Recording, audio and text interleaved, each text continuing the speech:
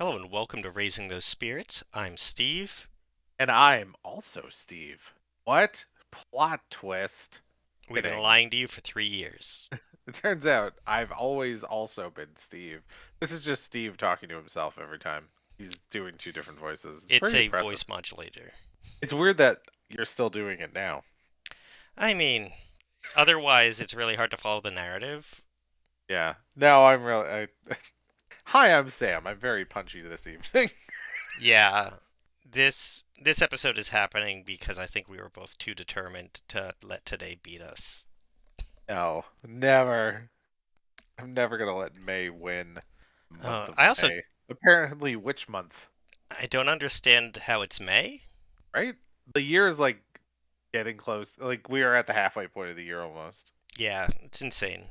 I hate it. I hate that time is moving very quickly. Especially like with the whole like COVID time period where time just has no meaning anymore because every day is basically the same. Right. Yeah, it's like I feel like I'm out of that, but I feel like the years of COVID went by so quickly that I just lost a significant portion of my life that I didn't get to spend with my friends and family. And I'm never gonna get that back. Ever. Great. People died. People I know passed away during that time, and like I didn't get to be with them. Oh man, I made myself sad. Yeah. Well, you made me sad last week with that whole Cheers talk. Oh right, It's that was about I just equivalent. It's the I same just thing. re-listened to that a couple hours ago. I was like, oh man, old. My parents' cat passed away Oh the no, other day, which was Jazz? really, yeah. She was 18 though, so I Yeah, mean, good I'm run for a cat. absolutely. Yeah, because Jazz was like a full adult cat when I knew her, and I haven't seen Jazz in like a decade. Yeah. So she was a happy old black cat, and she lived out her days very happy. But it was I was like, oh, I miss that cat. That is a bummer. Totes bums. Anyway, let's talk about happy things. Okay, well, What's happy? what makes us happy is cryptids. Ooh, I can't wait. So I'm up this week with Colorado, Beautiful state. One of my which, favorites. yeah, I haven't been. I've always wanted to. I feel like I would get along really well with Colorado, I agree. but it was hard to pick a thing because they actually have Norwegian trolls in Colorado, and it was Ooh. it was hard to not just focus on that. But I was like, Mid Journey knows how to make a troll, so we've got to do something else. And Okay. so I found some weird stuff, Sam. All right, Colorado doesn't have a lot out of the ordinary. It does, I think, have the most Bigfoot sightings of any state. That's fair. That should be Colorado. I figured it would be like Washington myself, but Oh, that's also true. up in Also true. but what I'm going to talk about is the slide rock bolter, Oh my. the man-eating slide rock bolter. It is Oh a my. gigantic whale that has sharp teeth, and instead of like tail fins, there's piercing hooks at the end that it uses to hook onto mountains, and so it'll slowly like slither crawl up to the top of a mountain or a very big hill and hook onto like trees and rocks with its tail, and then when it sees prey pass by it'll let go and shoot down the slope at super high speeds because it weighs so much and just like eat things in one gulp. Oh, I'd watch that Sci-Fi Channel original movie. Yeah. So, it has been around since the 1800s. Miners claimed to witness these beasts eating anything that come into their path. It's like part whale, part monster, all great folklore. Hmm. A lot of Colorado people say it's just, an explanation for people going missing in like avalanches and landslides and stuff. Yeah, that sounds fair. But I love the idea. So we did something new this week where I'm gonna pre-generate the images because it's just gonna save a lot of time both in editing and in listening. But this one was tricky. This was the hardest one so far Hmm. by a large margin. Getting the wording right on this took a while. So I'm glad I did it ahead of time. So I'm gonna throw up, and the worst part is I don't have one picture. I Hmm. I settled on 8 pictures, and you're gonna help me choose. Okay, that sounds fun. I love it. Okay, because we got Ooh. some weird stuff. Oh, I can't wait for people to see these. Okay, I so absolutely adore some of these. Like, there we go. Let's start at the top. okay, that one looks pretty much exactly as you described. Yes, This is pretty close to what I was picturing. this is what I was picturing. It's just a little big because you see some people for scale and it's like megalodon sized and Yeah. it couldn't stay hidden. And B, it's not actively sliding down the mountain in this photo. So while this is exactly what I pictured, kind of, I wanted an action shot because this is actually one of the first things that came up. Like this was an immediate hit, and then I was like, I want an action shot, and I spent the next like 3 hours uh, going on like how to mid journey better, how to type prompts, how to do all of that, and I got the next amazing sets. So These are these are incredibly wild. One of these them, are insane. Okay, so in the first one of the 4 counts, the top left one not bad. Um, not the best, but not bad. The second one, again top left, it looks like that guy's about to get swallowed, and everyone's just looking horrified. yeah, he's got a good AI scream expression happening. The next one, it looks like a crappy Jaws ride. The only reason I have it is because there are several, and I didn't in the prompts put anything about people getting eaten in this one, and yet every single one has people just like lounging in this thing's mouth. One of them's flipping him off.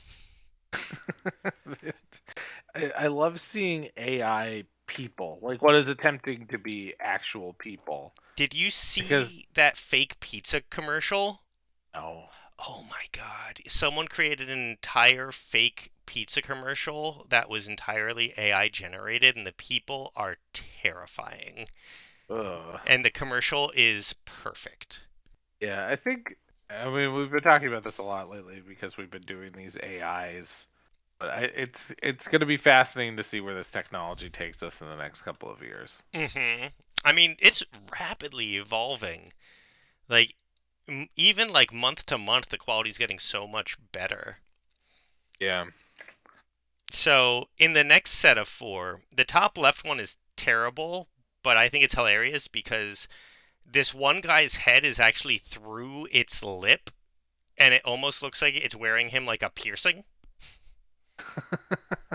Oh my god. The one in the top right here, there's a guy just in its mouth, like sitting Indian style, like, this is my fate. This is. This is what has happened to me. But I do think the bottom left and the bottom right here are both really good representations of what this would be like in an action shot. Hmm. So I'm going to put a pin in those two. In the next set of 4, I think both of the ones on the right are a good potential shot.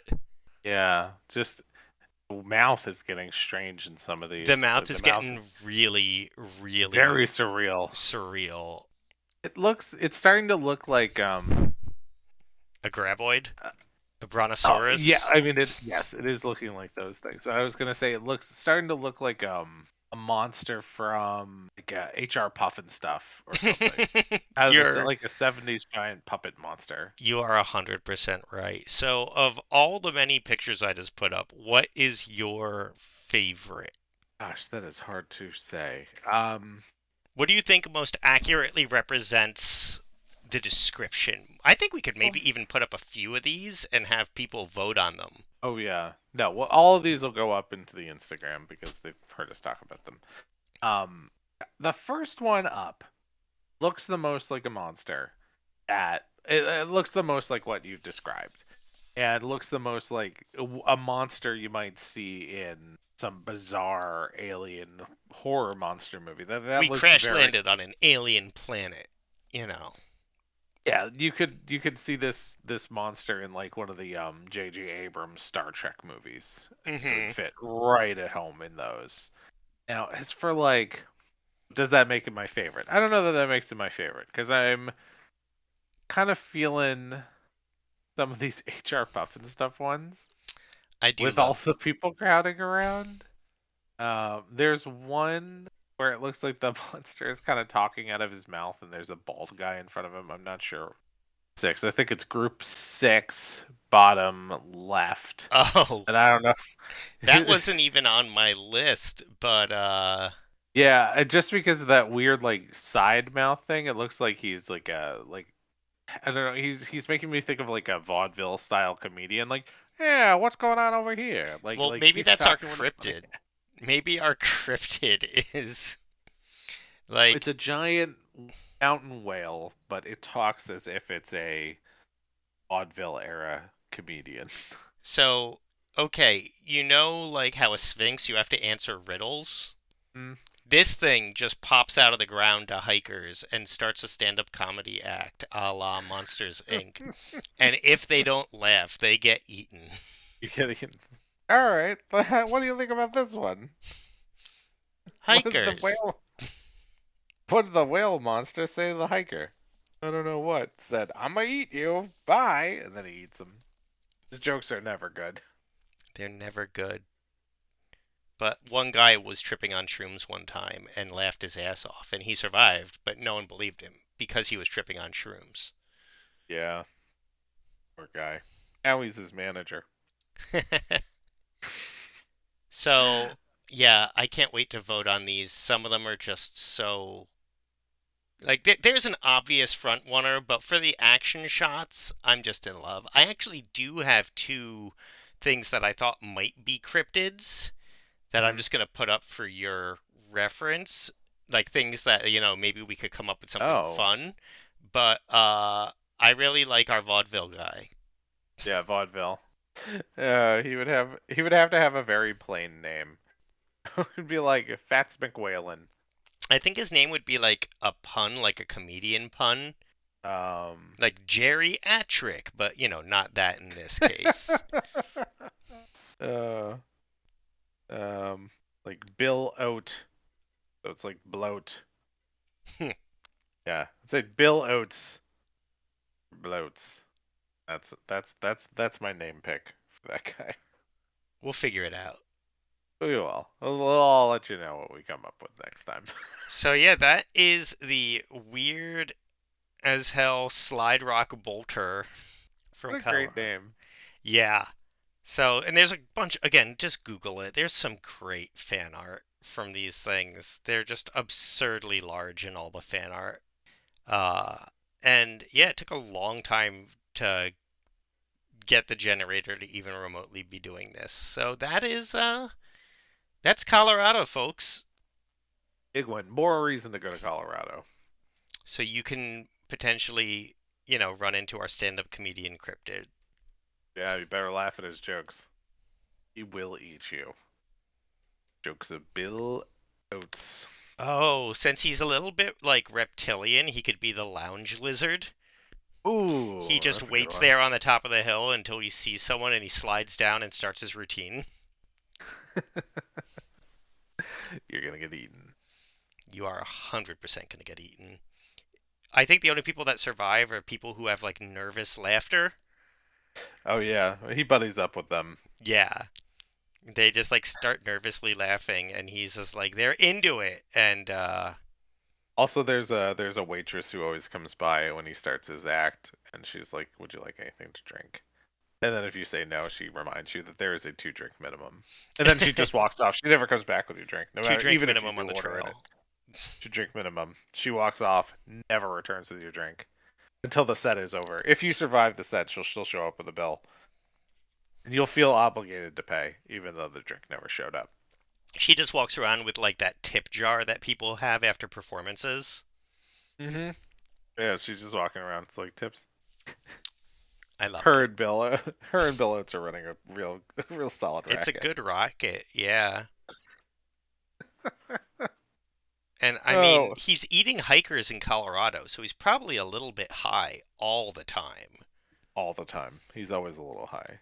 Colorado, and they were the first to make that switch. Love it. Okay, what are you drinking while we come up with these insane things? It might not be surprising that I'm a little bit into my. I just got 2 fingers of bullet bourbon on the rocks. Because it's been a long week, even though we record on Tuesdays. It's still somehow been a long week, and I was just like, I just want some of my nice bourbon. They run out of it a long time ago. I just re-upped. What are I've you been drinking? as per normal, my quarterly Sam Adams seasonals have come out. Hooray! And yeah, I'm so happy. I am very annoyed though because usually year to year they might change one flavor out, and I hate that because I usually like all the flavors. But this year they changed out two flavors. How dare they? And Hmm. I did lose two of my favorites, but one of them is they have an IPA this time around, and I do not like IPAs. But this one is actually really nice. It's not super hopsy, and it's got an orange like base to it, like an orange Hmm. citrus IPA, and it's really nice on like just like a warmer day. It's very crisp. It's very relaxing. It is 110% good addition. So, Hmm. check out the seasonal Sam Adams pack, and there's some good stuff in there. Nice. Sounds delicious. So, I guess it's time to get to the episode. All right. What are we talking about this? We are talking about Nightbooks. Nightbooks, which was a weird one. It was a weird. I liked it. I thought overall, this was an enjoyable. This is an enjoyable one. I think it's a little long. It was definitely long. Uh, it Yeah. it felt very disjointed to me. It felt like someone took a book of short stories and tried to turn it into a movie instead of vice versa. Yeah, I thought, what's funny when you told me what this movie was, I thought it was going to be an anthology style movie. I thought it was going to be, oh, the framing device is this. Yeah, let's get into it. The movie is about a young boy who has been kidnapped by a witch. She keeps him in her apartment, and every night he makes her tell her a scary story. So She I makes him. really, yeah, she makes him tell her a scary It's story. very Hansel and Gretel based. Hmm. It's like a modern retelling of Hansel and Gretel. Yes. He's there. He's also trapped with another kid, a girl who's a little bit older than him, who's been trapped there for a while, and she kind of knows the ins and outs of this witch's magical traveling apartment. The apartment apparently moves around from city to city as it tries to capture kids. But yeah, I really thought that was just going to be a framing device, and we were going to get more of the spooky stories that the kid was telling. But that is not it. No, the main thrust of the story is the kids trying to escape the witch's apartment. And it's one of those movies where I just felt like we weren't following the most interesting aspect of the movie. Hmm. Okay. You know what I mean? Like the witch's apartment was really cool and interesting. Like they have like a 30 story library with every scary story ever told. They have a really awesome like magical greenhouse. Like there's just all these things that are there, but we don't really get to explore. And I'm like, both of these could be plot devices that are just kind of in the background. Yeah, there was a lot that I felt like. Yeah, I think there was a lot that could have told its own story here. I mean, they spend a lot of time in the magical library. But not in the way that I want them to. You know what I mean? It's No. like him trying to write stories. And I just like, and like Yasmin, the girl that's with him, I felt like her story was more interesting than his. Yeah. I just felt Here's like what we, I would. we were focusing on the wrong person in the story. The, th- Here's what I think about this movie. I think that it would have made more sense as like a 6 episode miniseries or a 10-episode miniseries. Because there was a lot. There was a lot that they could have done with it. For an hour and 43 minutes, it was too long. The plot that they went with did not. I don't think it held up for the whole movie. I think that they could have cut 15, 20 minutes out of this movie and it would have been just fine. Yes. Or they could have had it be a season of a television show and expanded on more of what was happening in the apartment. And I think that would have been fine. But its runtime, yeah, its runtime was either too short, it was too long for the movie, and it could have been it could have been fine, I think, as a show. Yeah, it was an Um, hour and 45 minutes long, and they either needed to shave at least 15 of those minutes and have it just an hour and a half, or make it longer. Like you said, do it in a longer form. Because yeah. I liked the general concept. It had a great atmosphere. It looked great. And they did a great job building atmosphere, which is probably because did you look into who made this? It was a Sam Raimi movie. Sam Raimi produced it. The writers were the people who wrote Curse of La Lorna. Oh, I don't know.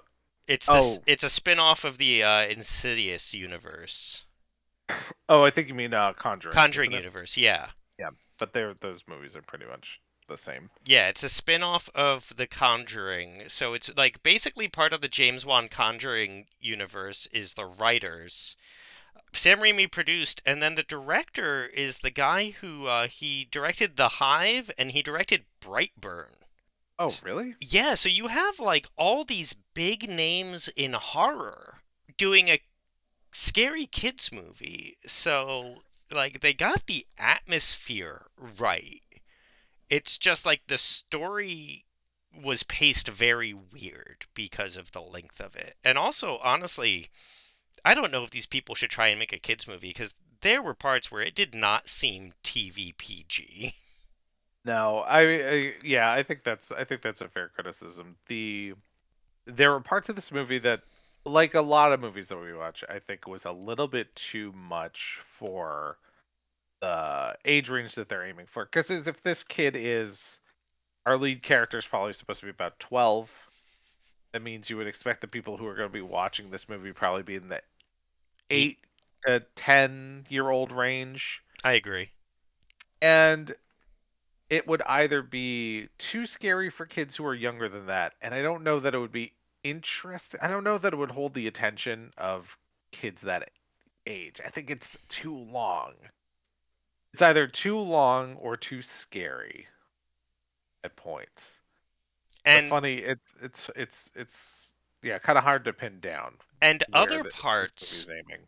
weren't scary enough because like every night he has to read her a scary story and like it's almost like acted out like a play Yeah. and That like I thought that was really imaginative and it was cool, the way that they filmed imaginative those but sequences. none of the scary stories were actually like they never were scary to the audience, you know what I mean? Right.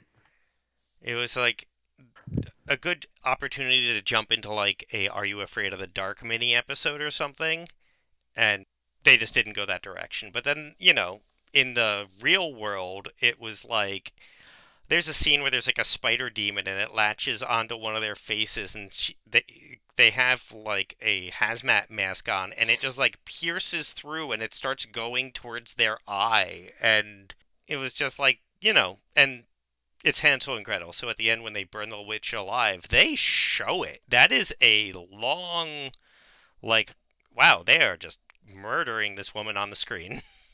Yeah, so I mean, like that's getting into the end. So, spoiler Spoiler warning if alert you're for gonna watch Hansel this. and Spoiler. Gretel.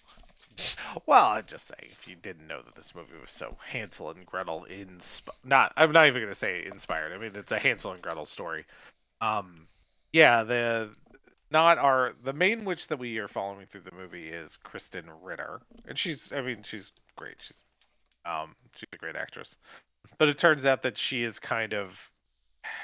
the victim of a previous witch who is your Hansel and Gretel candy house witch. And the movie ends with them burning that witch alive. And yeah, it's pretty pretty gruesome. Yeah. Again, I too much for the age range I think that they're aiming at. Um, I and think not strong enough, I think, for older audiences. You know what's funny is I started this conversation. I would think I was stronger on this movie, and you've convinced me that it's not as good as I thought it was when I watched it 2 days ago. Kind of funny how that works. it's But just first. I think it's funny that that is A, not the first time this has happened, and B, this is the second week in a row where we've decided that about a witch movie.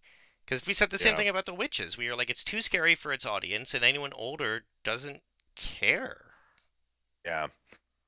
I mean, there are things that I like. So, like, there are things I like. I think the child actors in this are really good. They are. I think both of them are good. I was a little bit worried when this movie started up, and I had flashbacks to witches that we had for the last episode with the lead character being so annoying. Whereas I liked Alex. I don't think he made any sort of actual sense as a human being. Our lead, Alex, is a writer and kind of a social outcast, but also has like the best fashion sense I've ever seen.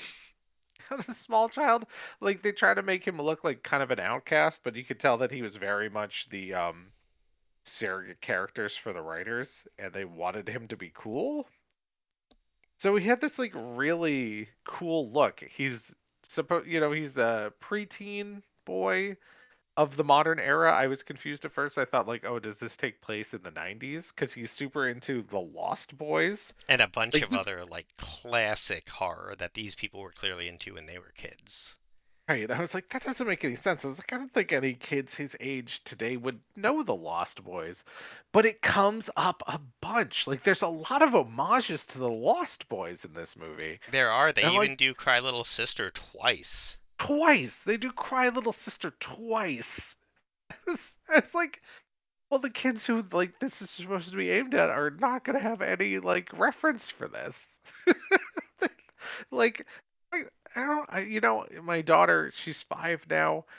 I think when she's 10 years old, she's not gonna watch The Lost Boys. And she's into this kind of stuff. Yeah. So that I thought was surprising. I was like, this is very much a movie that was the writers wrote this for themselves. The director directed it for themselves. I think they were trying to engage their inner child who never got to be cool and be like, no, you are cool. If there are any other little weirdo outcast kids who are watching this movie, we want you to know that you're cool. And I'm like, well, they're not going to watch this movie. Yeah. Like, Joss Whedon based Buffy off of The Lost Boys. That's how old this is. uh, oh, old Buffy. Yeah, wow, that really dates it. Because it's just like, oh, that means that Lost Boys was a little bit vintage when Buffy came out. And Buffy is Exactly. very vintage now. But there are things I liked about this movie. Again, I think the story sequences when he was telling stories, I really love that stylized look. And again, I would have liked to have seen more of it. I did enjoy that. The child actors are all really strong, and I think the makeup effects again when we meet the more evil witch. Well, all the witches in this movie are evil witches, But but the when we meet Hansel the and more Gretel witch, the Candy House witch, yeah, she's kind of like become merged with her candy house and is turning into candy. I thought that was a interesting look. It was a good special effect. It was great. It was really good prosthetic work. Like with her, like the half candy witch. yeah, they didn't skimp on anything really in this. The effects, again, like the greenhouse looked great, the library looked great. A lot of the stuff looked really good. It and I think that comes from coming from Sam Raimi and everyone else, but I Yeah, really think amazing pedigree in this movie. the only big problem, it wasn't the actors or anything, it was just the writing and the pacing. Yeah. Yeah, the candy witch, she was again, it was a makeup that was so good that it could have just been in a straight horror movie. But yeah, the plot, like the writing and the pacing couldn't they were not good enough for this. And there were times where I was thinking, it was like, oh, is this really for kids? But geared more towards adults, but it is a kid about kids, movies that are for adults but about childhood. but I don't think the plot is. I don't think the writing is strong enough for that to be the case. Because I had a good idea of like how this movie was going to play out from pretty early on, and that's fine if it's a movie really that is aimed at kids because they're young, they're just learning how narrative works. But as an adult watching it, I was like, oh, I know how this movie is going to end. I could tell within the first 15, 20 minutes, and I was correct. So yeah, I don't think this movie knew exactly what it wanted to be, but there's some really strong elements I agree, throughout. because it is a kids movie.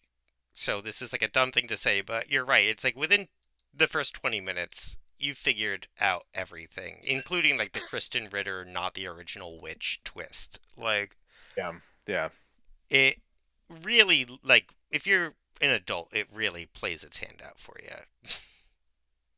yeah. And it's when I watch the spooky stuff that my daughter is into right now. She's 5, like I was saying. And I threatened Steve a couple of weeks ago, saying that I'm going to make us watch all of the Airbud spooky spin-off stuff.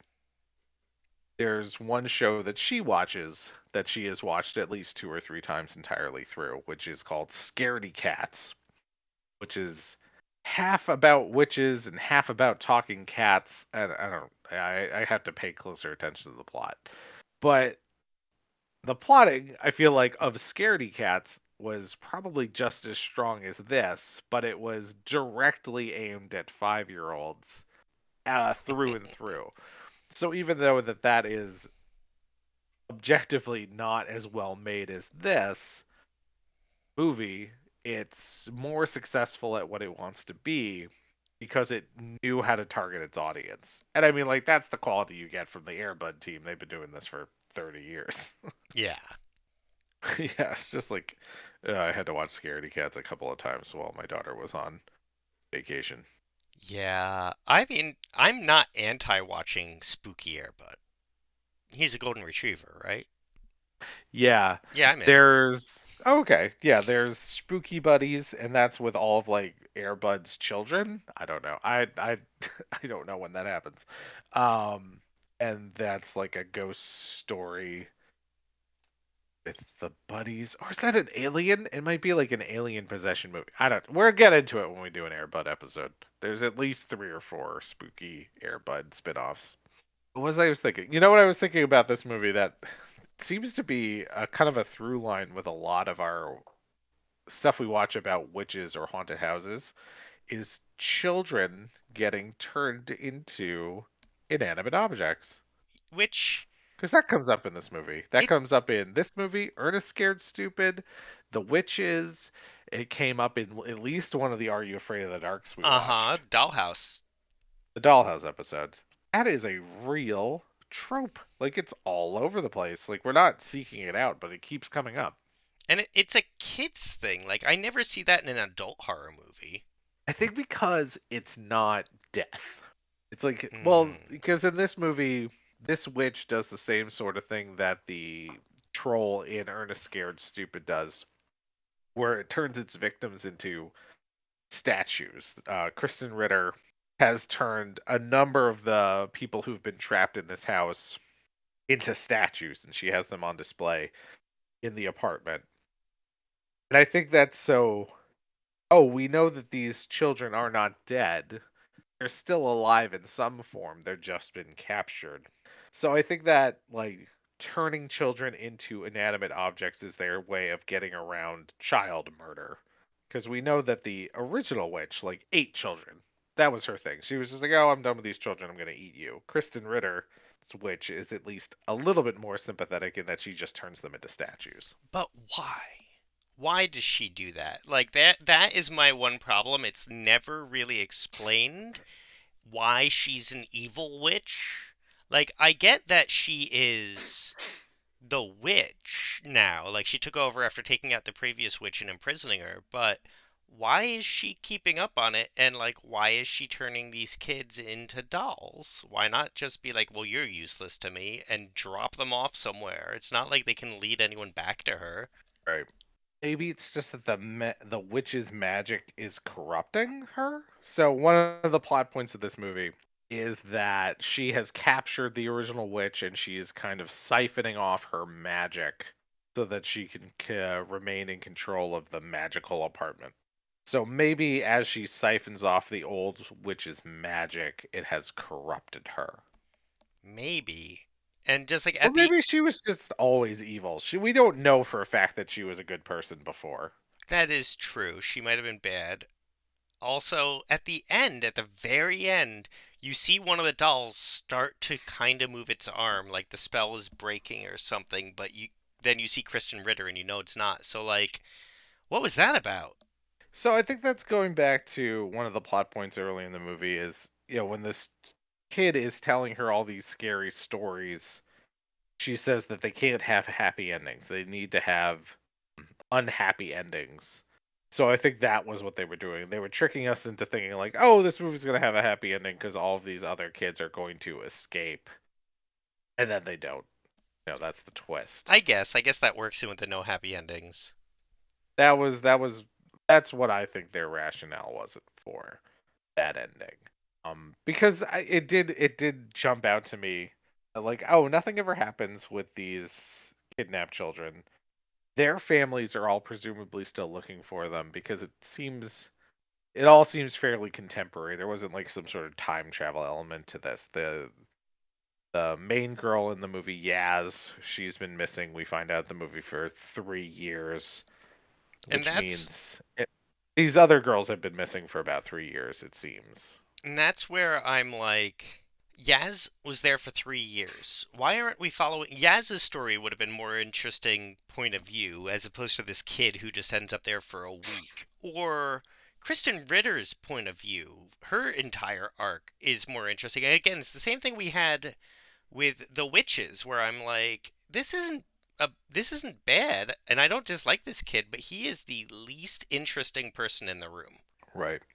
And that's where I think having done this as a series would have really helped. Because you would have had a couple of episodes of setup, a couple of episodes of backstory where we learn, let's say we follow Alex, our lead, for a few episodes. We have enough time to get to know him, get interested in his story. And he's meeting all these characters. And then each one of those characters would get their own highlight episode where we learn, oh, the backstory of Yaz. Then we learn the backstory of Kristen Ritter the witch. Maybe we have a backstory episode about the cat because there's also a magic cat that's trapped there with them. Which its And we could entire arc is paced very terribly. It is. And again, we know exactly what's going to happen with the cat the moment we meet the cat. The cat is a spy for the witch. She is their enemy, and then they show the cat the slightest bit of kindness, and the cat is 100% on their side. Like, we all know that they're going to end up with a pet cat at the end of this movie when we first meet the cat. And again, that's the problem with the movie. It's written to be accessible for children, and then it's produced to be for adults, and it's got a bit of a disconnect. Hmm. But again, the child actors are great. Kristen Ritter is good. The effects are really good. It's just the story and it's just the pacing and the writing are just two of the most important aspects of the film. Don't Yeah, don't work. nothing noticeable. But overall, I mean, like there are still things I like about this movie. I did enjoy the time I spent watching it, even if I felt like it dragged on towards the end. But I think it was just interesting enough to maybe be worth checking out. I don't think it hits its target audience. I'm assuming that its target audience is children. That seemed to be what they were going for. I don't I think it I don't think it does that well. I did have to about halfway through this, I stopped and finished it the next day, and I enjoyed it the second day more. But that might also just be that the second half of the movie's better. I'm not sure. And I mean, like, that goes back to what I was saying. Like, this makes more sense as a TV series. Like, it could work better as a TV series because you need to break it up a little bit. Hmm. I think you're Um, right. if you're looking for something that is kind of like this, let's say that you're an adult and you want something that's similar to this but more geared towards adults, I would recommend the movie Scare Me came out a few years ago. It's kind of got a similar vibe. It came out in 2020. It's got a similar vibe to this, but it is geared more towards adults. I think it does this premise a little bit better of people together telling stories. Okay. But it's an adult movie. I mean, it's not. Definitely don't watch that with your kids. Nope, everyone, you heard him. Oh no! Don't watch it with your children. I didn't tell you to do that. That's the same director who did Werewolves Within, Oh, which I did enjoy. I thought that was a fun movie. that's Josh. Josh Rubin. Yeah, I didn't know. Okay, if that's good, I really like Josh. So, I know him more as a comedian than a director, but I really like Werewolves Within, so I'll have to check that out. Yeah, Scare Me. I think you could see a lot of what became Scare Me. Became Werewolves in with Scare Me. He did that before. The year before Werewolves Within. I think he did a good job with it. Yeah, I think that Werewolves Within is the last movie he did. Yeah, it was. I was only like 2 years ago. Yeah. Oh man. All right. So Yeah. that's what I've got for night books. I don't have a lot to gush. There's not a lot to gush about. Um, No, I liked the special. I love the setting. You're right. Like that setting deserved more time. Or that the setting deserve we deserve to do more with that setting because there's a lot of cool ideas with the rooms. It's kind of like an evil TARDIS. There's a lot of different rooms. There's a lot of different ways to get lost. There's this awesome library. There's an amazing garden, and we don't. And we spend some time in those spots, but like there's more to this apartment that we don't get to see, and that's kind of a shame. yes. I could definitely do a season of this. Again, and I would like it to be more Are You Afraid of They need to lean into either like a more Are You Afraid of the Dark style or a more really 100% take it like go whole hog on that like school play version of it. Hmm. It needed more or less. Yeah. So I look forward to whatever these people do next. I think is Yeah, what I would no, say. I'm it was a Uh, bold move the hiring a bunch of grown-up horror people to make a kids movie. yeah, but it doesn't it doesn't hit quite right. Yeah. It was a near hit. Near hit. This guy got really close to doing what it set out to do, but it didn't get there. All right. All right, is that those are thoughts? Yeah, where can Tell they us what find you us think. to talk about the Colorado cryptids? You can find us on Facebook. You can find us on Instagram. We are at RTSpiritsPod.